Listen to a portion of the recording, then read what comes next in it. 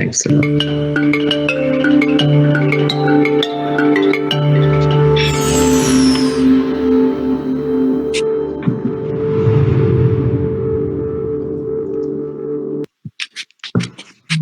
Ladies and gentlemen, good afternoon, good morning if you're tuning in from Paris, Abidjan, or elsewhere in the world. We're truly delighted to have you here during what we anticipate to be an exciting conversation. It is my pleasure to wish you a warm welcome to this high-level panel entitled Human Security in Fragile Settings, hosted by the African Development Bank Group under the Finance in Commons Summit. My name is Nafissatou Diouf. I'm the Acting Director of Communication and External Relations at the African Development Bank, and I'm honored to moderate this high-level panel. We have an excellent lineup for you today, ladies and gentlemen, to unpack this incredible and multifaceted issue on Africa's ongoing predicament around security and development. By way of introduction, let me suggest looking at just one fact and one figure. 2 billion people in the world are living in countries where fragility and conflict situations are undermining development prospects. The situation, of course, is more dire with the increased frequency and severity of disease outbreaks, such as the one we're faced with today, the COVID-19 pandemic.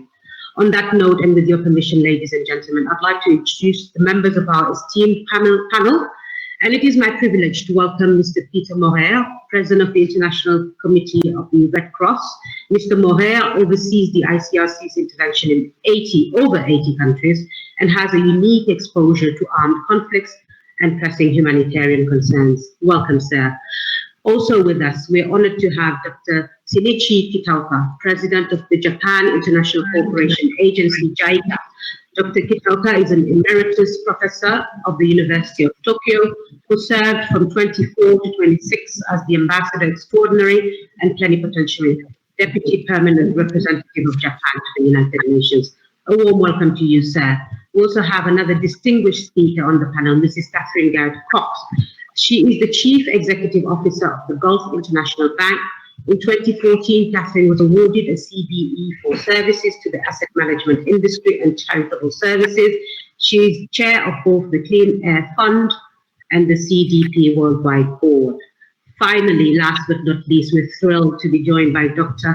Khaled Sherif, Vice President for Regional Development, Integration and Business Delivery at the African Development Bank Group. Dr. Sherif oversees the bank's sovereign operations throughout the continent. He guides the institution's regional integration agenda and its engagement in fragile situations. Welcome, VP Sherif. Now, it's time to deep dive into the issues at hand, and I'd like to start by touching upon the community-based responses with a question to you, Maurer. From a perspective of a humanitarian actor, and in the context of the COVID-19 pandemic, what is your new operational approaches on the ground for lessening the impact of conflict on vulnerable communities? Thanks a lot for the question. And let me just maybe start by saying whether we operate and think at individual, community, or system level, COVID-19 has been a powerful accelerator and accentuator of fragility. Of course, any of the elements of fragility that we were dealing beforehand, be it underdevelopment, war, violence, governance issue, climate change, haven't gone away. And so COVID-19 just has exacerbated and accentuated the fragility problems with which we were confronted. Let me just take another figure to start. 80% of all people displaced, irregularly displaced at the present moment worldwide, come from 20 contexts, primarily in Africa and the Middle East. Now, how did we change and what has changed with COVID-19? What came new to our approach? First, in our traditional role as an emergency operator, we have prioritized. We're speeding and scaling our emergency response, in particular, our health, water, and hygiene response in community health centers all over the African continent. In more than 400 health centers, we have done prevention, fixed water systems, made them accessible to communities around. I think we have focused on internally displaced. on urban poor and on urban context. And we have certainly focused also on those in detention, which is a core mandate of ICRC. We have been looking very seriously into community engagement also because with COVID-19, we have seen a dramatic increase of community-based violence, in particular against health centers. 70% of attacks of health workers have come from family who had their family relatives as patients in centers. So we have tried to work and engage on community-based violence according to some of our traditional methods. Where we are particularly interested to work and to engage with development actors is, of course, our recognition that COVID-19 has focused all our attention to not only focus on the pandemic, but also to focus on system stabilization, community resilience building, strengthening health, water facilities in community, engaging into longer-term infrastructure at community level, engaging into income-generating activities with a longer perspective than just emergency, trying to engage into new financial instruments, including cash grants, in order to empower communities to deal with the situations in which they find themselves, trying to work on the intersection of climate impact and community resilience, looking at energy use in communities, have been some of the examples which we have privileged, accentuated, prepared for cooperation and partnership with development actors.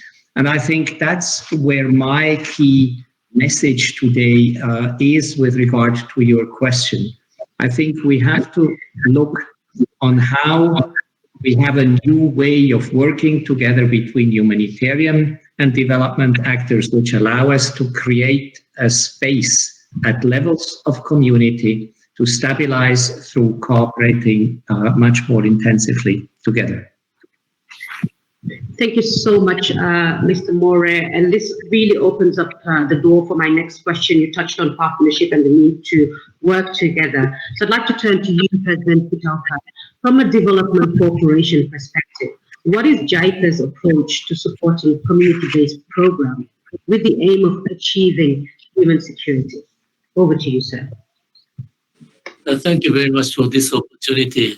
Let me start with the symposium we had just 10 days ago to commemorate the late President Sadako Ogata, who passed away last year, who was a champion of the concept of human security, as you may know. The human security is the concept that all individuals are entitled to freedom from fear and want, and the right to live in dignity, including those in particularly fragile areas. This is a very important concept. And then the COVID-19 has been having a particularly severe impact on vulnerable groups, including women, children, and refugees in fragile countries and areas. And JICA is trying to work on very hard on achieving human security by mobilizing all the tools, from technical cooperation to financial cooperation. Particularly strong emphasis is placed on ensuring people's self-reliance, even in fragile situations. Particularly on COVID-19, JICA has been very active in providing the efforts and a kind of a prevention effort, such as providing maternal and child health care book, and then also bringing the bed net, also the encouraging hand washing and so forth. And also we have been active in treatment, building hospitals and such kind of systems.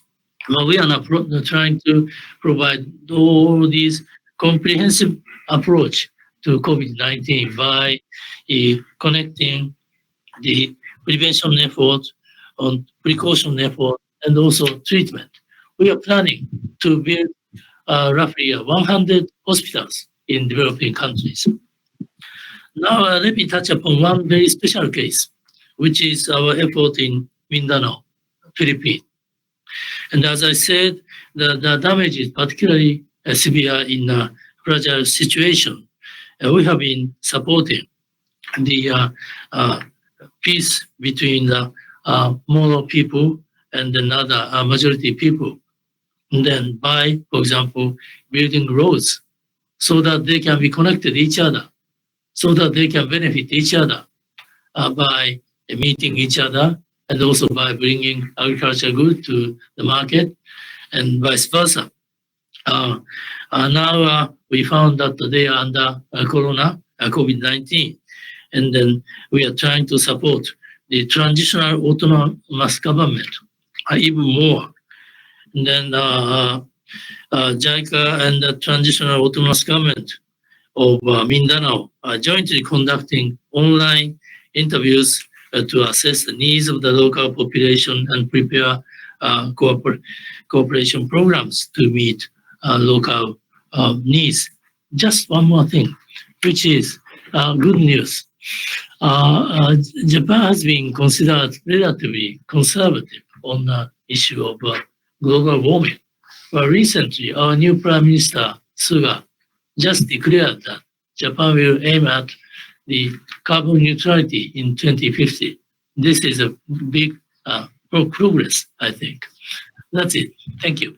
Thank you so much. President Kitaoka. Some great news there. Your commitment to build 100 hospitals in developing world, and then you ended strongly with your with Japan's wish to or commitment to end its carbon to be carbon neutral by 2050. Now let's shift gear and turn to Catherine. From a private sector standpoint, Catherine, is there an appetite and readiness of private sector actors to invest in human security and community-based resilience in fragile and conflict-affected situations?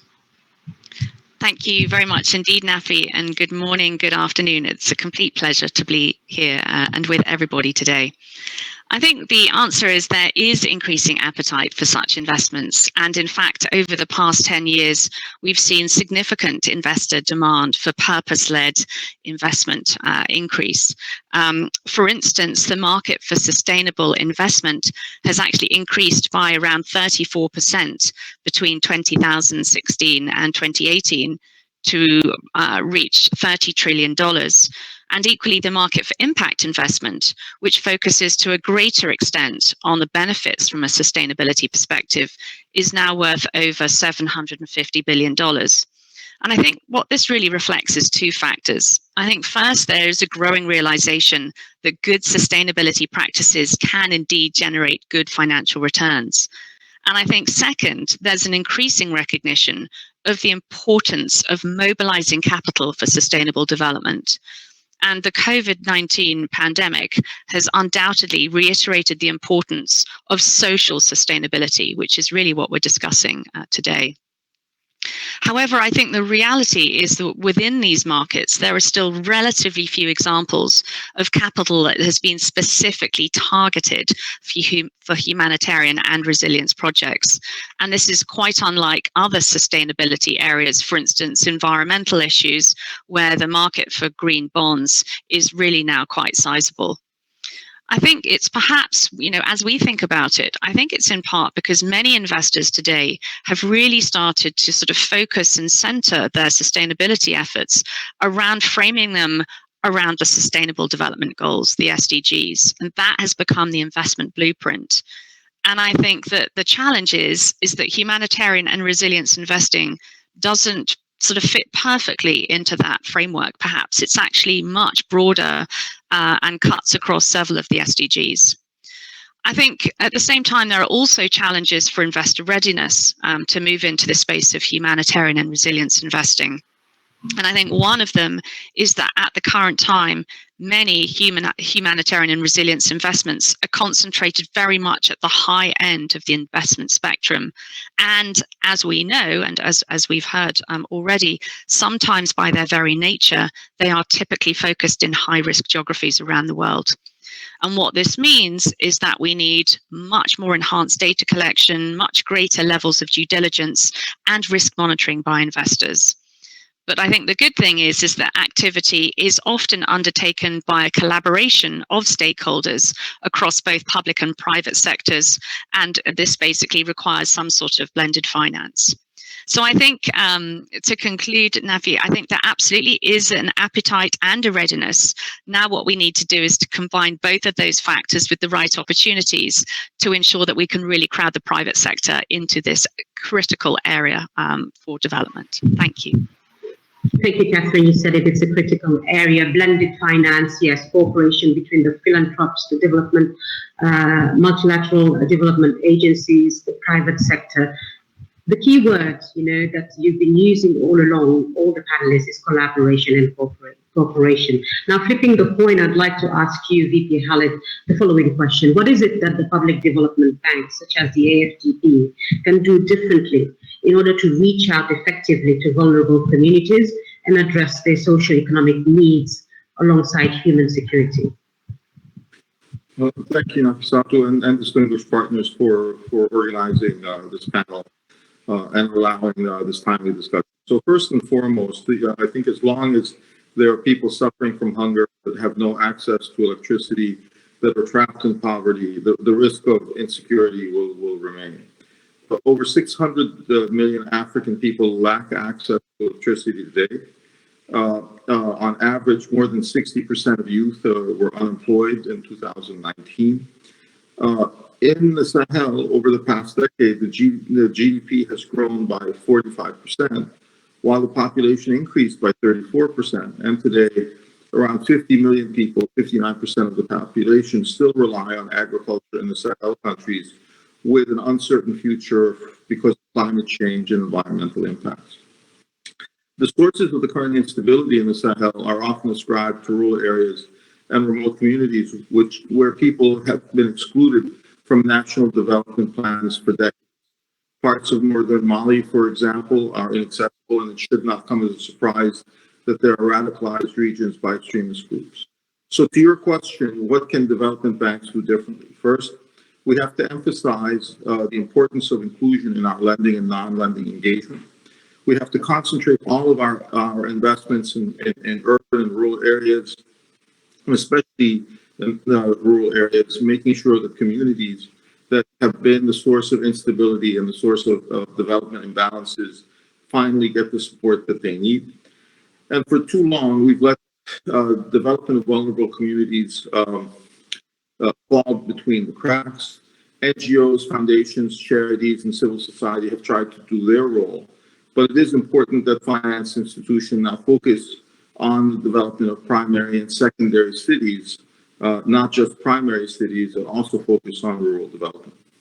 So while actors, including the Red Cross, have often done an admirable job under difficult circumstances, they would need public development banks and private investors to scale up their resources and impact. So basically, we need to create a new and strong alliance focusing on scaling up humanitarian and development impact in rural and vulnerable communities. At the same time, we have to dialogue with national and regional authorities to promote the development of value chains, link rural and urban areas, create jobs, and set in motion a circle of wealth creation. And this is what's key. So through our country resilience and fragility assessments, we are consistently analyzing the interplay of fragility drivers and identifying entry points for sound interventions. I can't overemphasize the importance of sharing the same perspective to better coordinate our activities, and would encourage our partners that we do more joint analytics to address the root causes of inequality. In closing, I would like to emphasize the role of regional integration in this concept. In this context, insecurity and underdevelopment are not confined with national borders, and their solutions require regional approaches. For geographic, historical, and cultural reasons, some communities today trade more across borders than within their own country. The African Continental Free Trade Area provides all of us with an opportunity to facilitate economic and social interactions across countries that can create wealth for all stakeholders as we produce more of what we consume and consume more of what we produce. Thank you very much. What a very strong way to end there, VP Khaled. There's a need to emphasize the importance of inclusion to make sure that nobody falls between the cracks. Now let me bring in two speakers who are going to address this panel via video messages. We have Mr. Ayman Amin Sejini, who's the CEO of the Islamic Corporation for the Development of the Private Sector at the Islamic Development Bank Group. Also Mr. Dave Turk, Deputy Executive Director of the International Energy Agency. Let's hear from them via video message. Bismillah ar-Rahman ar-Rahim wa salatu wassalam ala Sayyidina Muhammad. It's a great honor for ICD, Islamic Corporation Development of the Private Sector, to be here today with you in the Finance Commons Summit 2020, and especially in the African Development Bank high-level panel focused on human security in fragile settings. Today, I'll be covering our BRAVE project, which is the Business Resilient Assistant for the value-adding enterprises. We basically provide our grants to entities that are in economic challenged states and are having businesses that are paralyzed due to war zones or fragility of the state itself. On top of that, we have COVID-19, which is an unprecedented virus and epidemic that we have to also provide the right funding in order to keep those entities fighting and doing the businesses that they need to do. We grant matching assistance for the following sectors: agriculture business, fishery, healthcare, and textile. We provide training programs for those entities and give them grants in order for them to build up their business. We base our decision on 3 pillars: capacity building, where we provide the training above 500 firms. Number 2, business recovery support. And the third is strengthening chain resilient, helping 20 value chain-led firms. The project was implemented via local banks and ICD investee, such as Sabah Bank and other local banks. We expect the local banks to blend our funding with short-term financing to finance working capital of those entities. To date, we have successfully provided grants to 620 firms who have received our capacity building training and grants. Thank you very much, and I wish you a great discussion in this summit.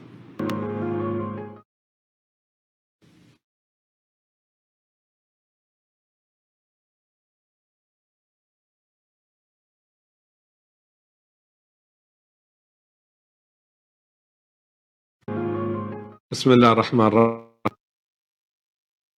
Excellencies, colleagues, ladies and gentlemen, it's a pleasure and an honor to join you all today. And let me start by first thanking the African Development Bank and the Agence Française de Développement for gathering such an impressive group of leaders to collectively address one of the key challenges facing the world today. Make no mistake about it, the COVID-19 pandemic is hitting populations hard all across the world. And among those most affected are those living in fragile and vulnerable circumstances, often with little or no access to modern energy.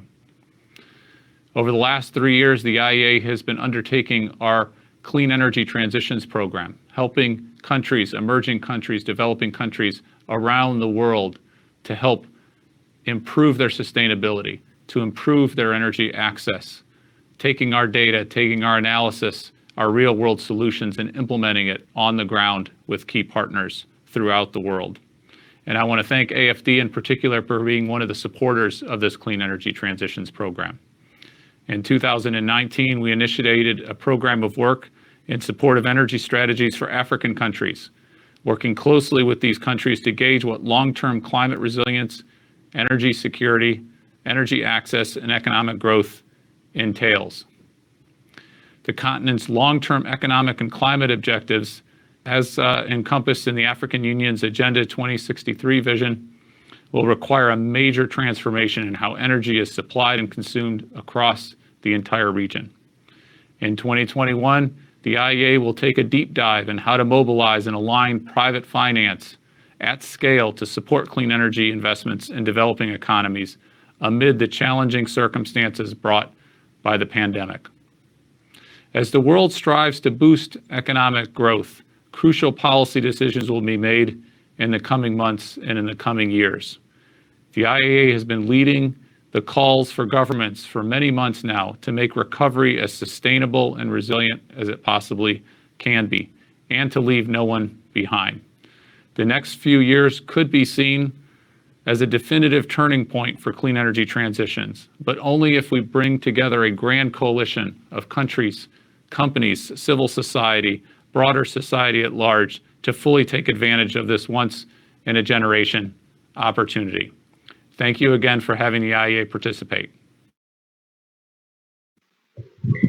Thank you very much. Yes, this is a one-in-a-generation opportunity. Very strong, insightful, and inspiring messages. Let me follow up on Mr. Turf's statement. Coming back to you, Catherine, as you have a front row seat in this discussion.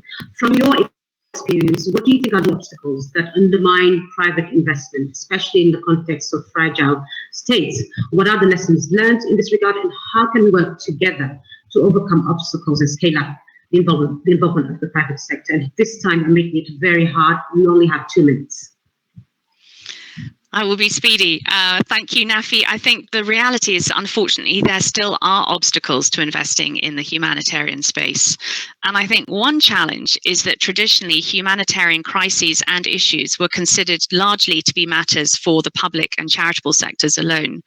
And I think whilst this is right in many cases, I think it's increasingly accepted that products and services supporting humanitarian activity and resilience building can actually be monetized.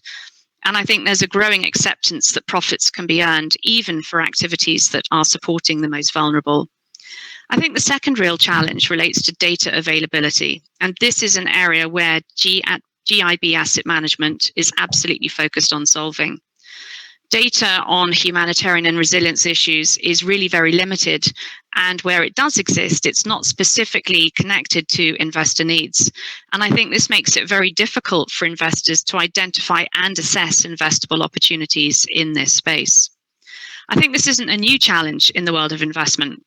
And we've got good experiences in the past. For instance, CDP is a great example of a success story where in 2000, around a large number of institutional investors signed a letter to encourage emissions disclosure through CDP.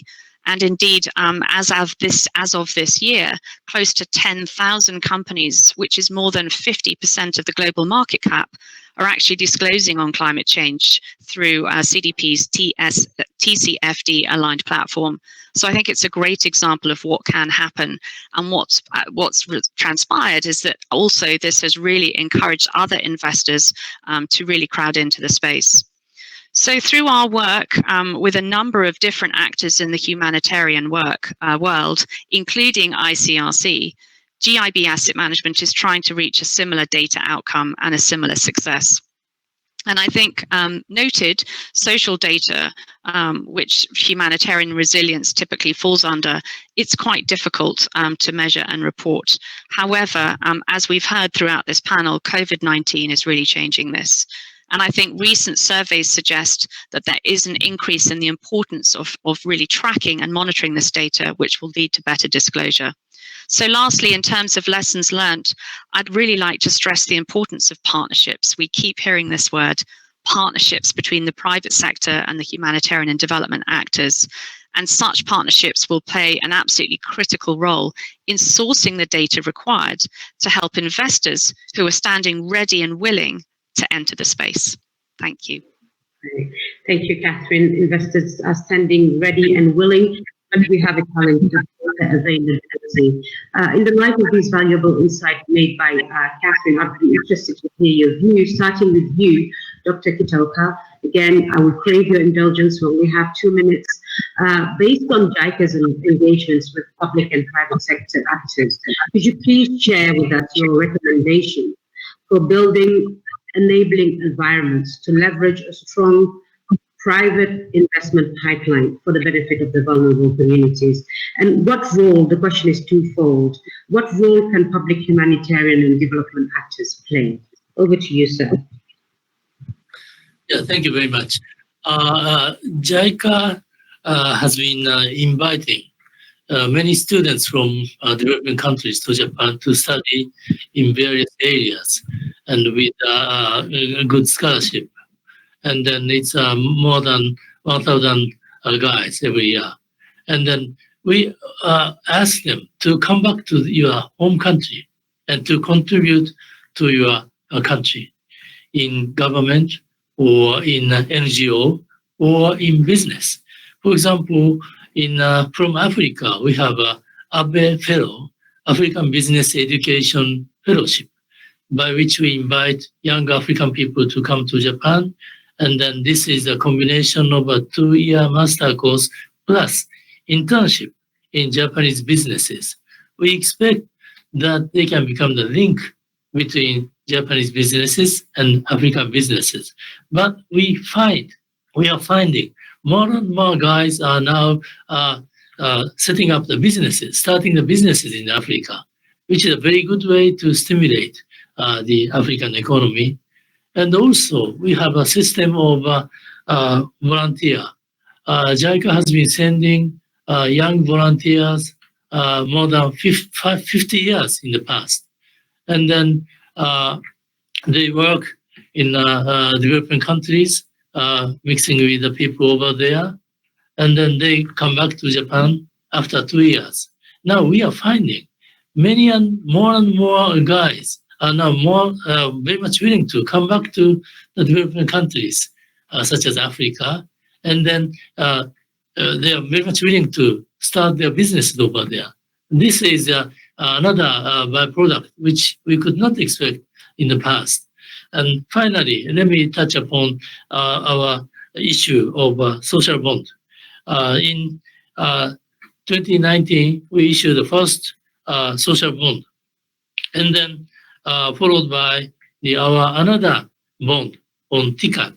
TICAD bond was issued very successfully, and now we are preparing to issue a bond, the COVID-19 response social bond is coming very soon. Okay, thank you very much. Thank you very much, Dr. Kitaoka. And entrepreneurship is thriving in Africa. You've issued a number of social bonds. You're preparing more to come. You have a TICAD bond.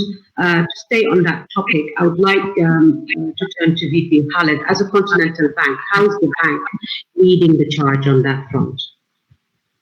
Thank you, Nafi. Well, the African Development Bank is African Bank, and we are the only multilateral development bank with an exclusive focus on Africa, and we have always looked at the continent's development in its entirety. We strongly believe that only an integrated Africa is a resilient Africa and creates the basis for a prosperous Africa. So over the past decades, the development community has all too often tried to address Africa's problem one issue at a time. Fortunately, this has started to change, but I would argue that we still have a long way to go. We have to learn to work together within the development ecosystem and serve our clients more effectively. On the one hand, we still see a duplication of activities, and on the other, we see gaps in adopting best practices. We've come to realize that we also have to coordinate more closely with humanitarian and peace actors, as well as work in the same places at the same time towards a common objective. As I mentioned before, it's particularly critical for us to strengthen our partnerships with humanitarian actors that are working with remote and vulnerable communities to scale up our collective impact in the space and lay the foundation for a resilient and prosperous Africa.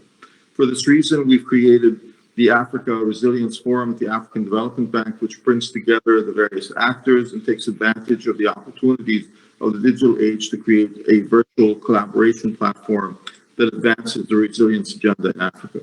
The Africa Resilience Forum also raises awareness around the potential that new technologies have to overcome long-standing problems in fragile situations such as potable water and electricity.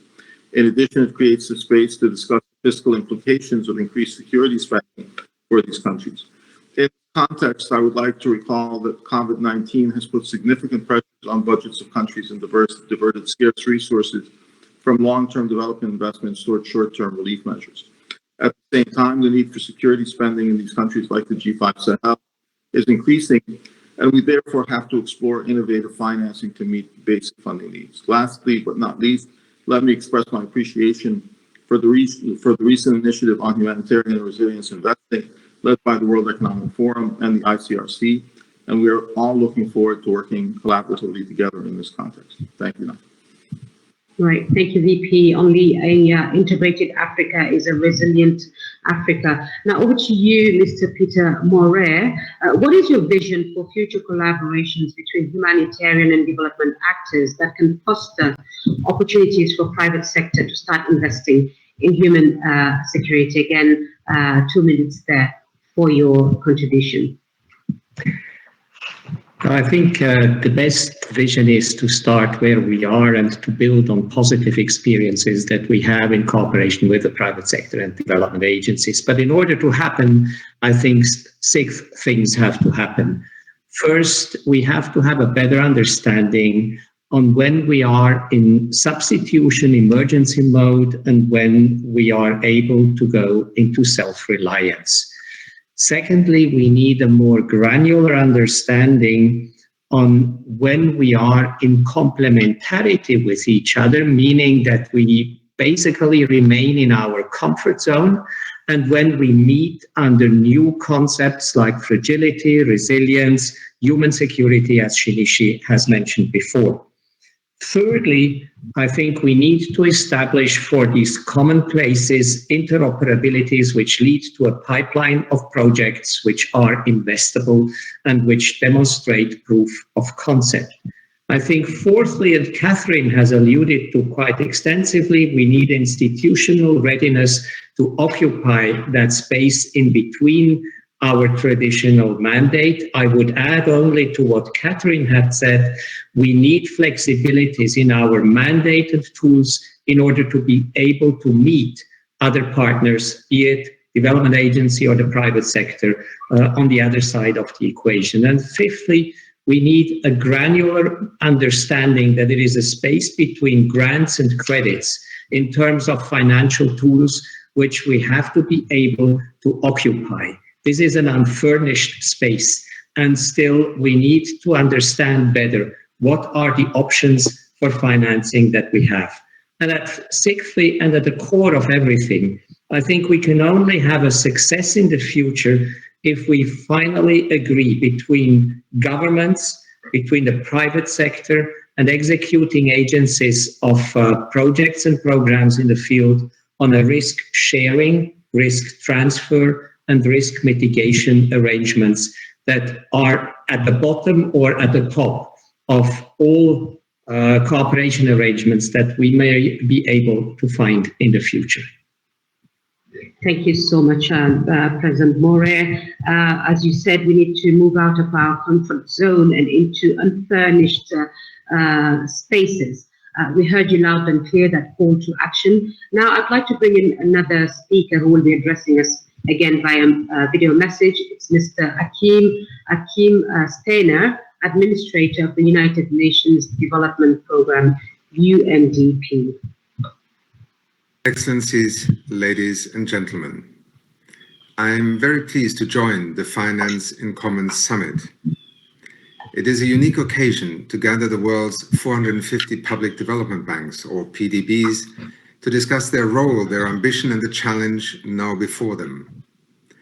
PDBs have a pivotal role to play in helping countries to tackle the devastating effects of the COVID-19 pandemic, particularly in fragile settings. Indeed, UN Relief Chief Mark Lowcock has warned that the indirect economic and health effects of the pandemic in fragile countries will be higher, poverty, lower life expectancy, more starvation, less education, and the risks of conflict, instability, insecurity, violence, and population displacement are now rising. We can prevent this.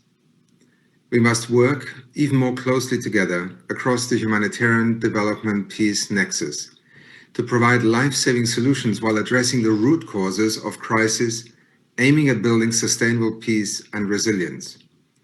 PDBs can make the difference in fragile settings by providing additional multi-year financing for development initiatives that both support local and national institutions and create the basis for longer-term inclusive economic recovery.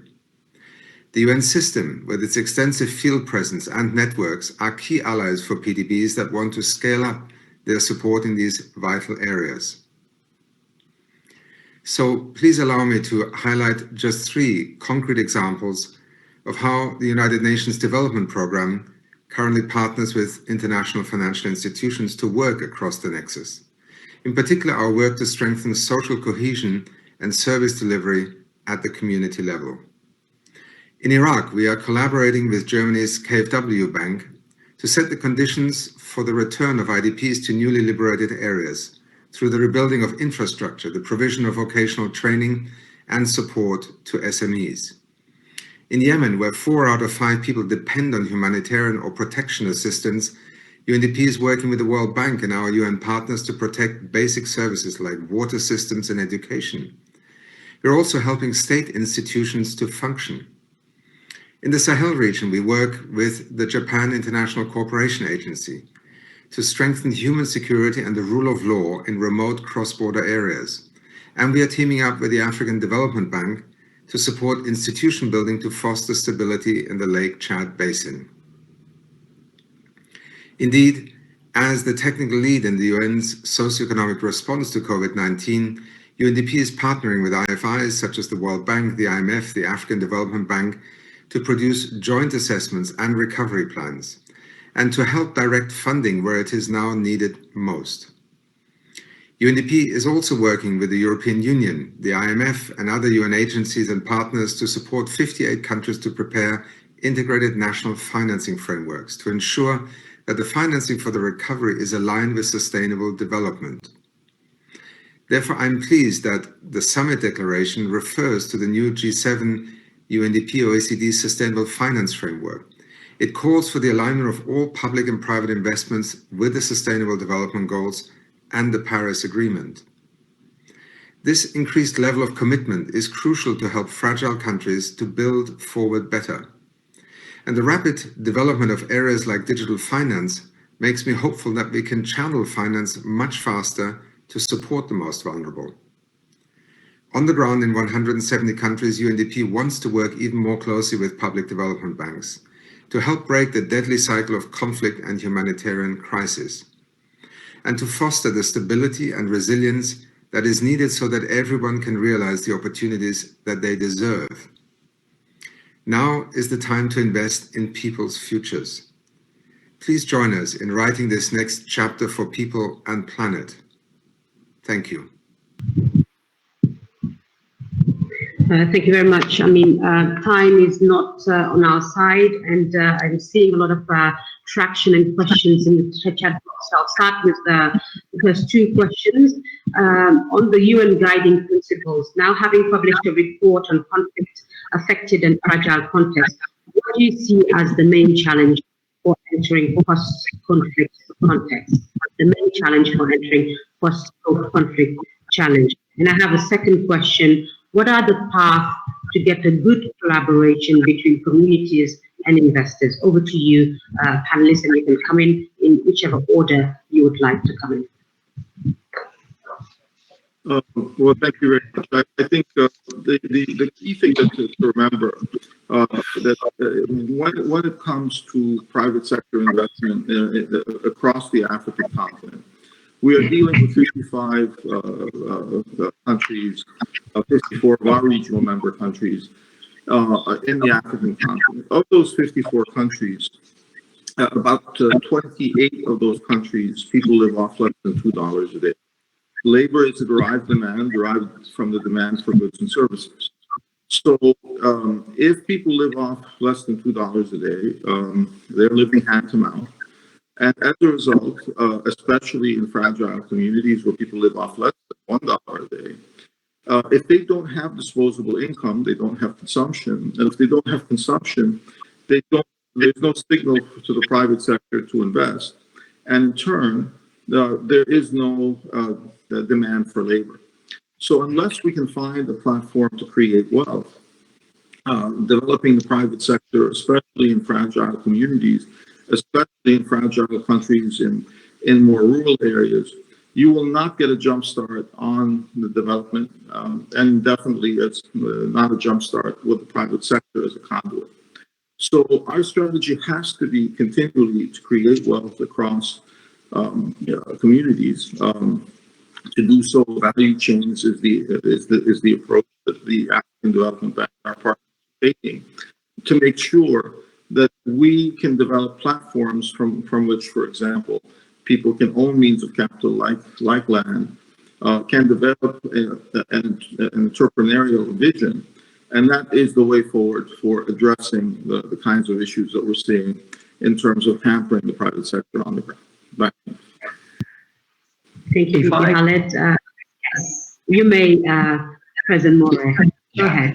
Just very briefly on the specificity of conflict and war-torn situation in which we are often operating. I think two things come to mind on the specific challenges. One is, of course, whether we are able or not to engage with the different armed actors in contexts to at least establish some minimal security for the kind of work that we are doing. I think without minimal security arrangements with all sides in a conflict, it is very different to go down the pathway which we have described. Second, in order to have these minimal arrangements, our experience is that the biggest challenge is really to get community support, because most of the time when community leadership, even in the most difficult situation, is supporting a pathway to go, we are on a good and safe way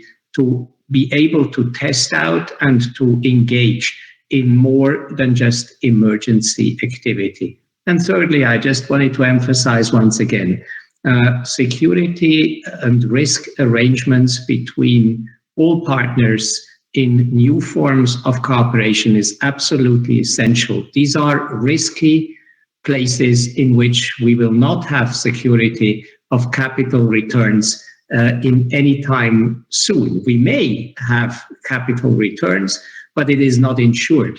And so having those risk arrangements, which is different from any other more better governed context, is of critical importance in war-torn society, but not impossible to get it. Great, thank you so much for wonderful remarks yet again. Catherine, I have a question for you.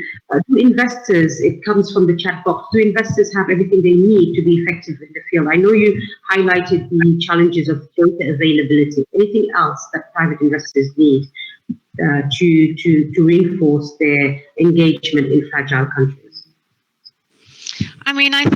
Clearly there are many different factors, but I think that by far and away the most important one is data, because investors typically like to make decisions on the basis of what they see sitting in front of them. And we also heard during the course of this session that it's important to have an ability to have sort of risk sharing, risk transfer. And I think that, in order to crowd in a wider group of investors, perhaps than has historically been the case into this whole area, we need to see greater clarity on some of those things. I think, the great thing is that, we are getting better at assessing elements of data that will help people make those decisions. And I think that, there are a number of data platforms. There are clearly standard setters. This is an area of extreme focus. And I think, in many ways, it's ironic that it's taken a global pandemic for us all to realize that if we actually only focus our attention and work together, we can actually do something really meaningful. And to the whole theme of the summit today, finance in common, this is absolutely true. So if we can work to establish the data, find the projects that need the money, crowd in the right investors, and also ensure that they have a long enough time frame. I mean, these are not quick fixes, right? This is going to take a long time. We need these long-term partnerships. Then I'm really hopeful for the future. All right, thank you. What a positive note. It's true that COVID-19 has been a big eye-opener. I have a question for you, Dr. Kitaoka, still coming from the chat box. Now that Japan has announced that it would be carbon-free, carbon-neutral by 2050, will JICA align its development funding strategies to climate action goals? Well, certainly, actually, we have been willing to be more active in this area. But we have to, as a government organization, we cannot go beyond the policy of the government. And then, frankly speaking, I think that there are some developing countries, and then which needs energy immediately. Then, in other sense, they have a right to development more than Japan, for example, more than developed countries.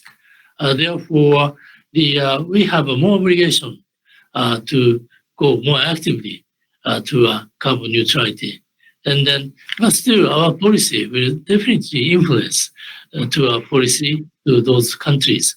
Therefore, we will not support the plans to the countries which do not have a plan to the carbon neutrality, or they have to have a set of plans to against the global warming. Then, in some cases, we may support, we may continue with some projects, but we will try to refrain from supporting it actively. All right, that's exceptionally clear, Dr. Kitaoka. I've been called an effective time cop, and because I want to be on the safe side, I'll now bring in VP Khaled to pull the strands together and share the key takeaways from this wonderful session, which has generated a lot of comments and questions from the audience. Dr. VP Khaled, over to you. Thank you. So first and foremost, I'd like to thank all the panelists for sharing their insights during this conversation. While we approach the topic differently and in line with the mandates and business models of our respective institutions, one of the things I'm glad to notice that we all share the same enthusiasm to work together more effectively and be open to innovation. So this spirit is more important than ever. It is estimated that around 30 million jobs could be lost to the economic impact of the COVID-19 pandemic, whereas the total number of people living in extreme poverty could increase to more than 450 million. This could potentially destabilize countries and regions, and it is therefore essential that we work together as a developing community with the national authorities and promote solutions at the community level, as we discussed, and create wealth. And this is, again, the real deal breaker for fragile states in particular.